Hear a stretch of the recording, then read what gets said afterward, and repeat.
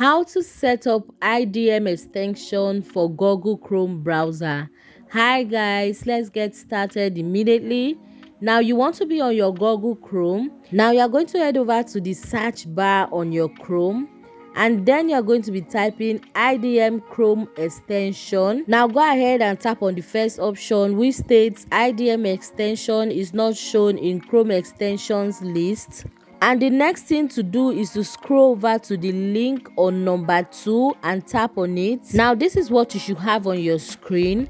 Now you want to go to the left hand side of the screen and go and click add to Chrome. Now click on add extension. And now guys, as you can see on your screen, the extension has been added to our Google Chrome. Now if you found this video helpful, you want to click on the subscribe button to subscribe to this YouTube channel for more useful tutorials like this. Now I'll see you in my next video. Bye.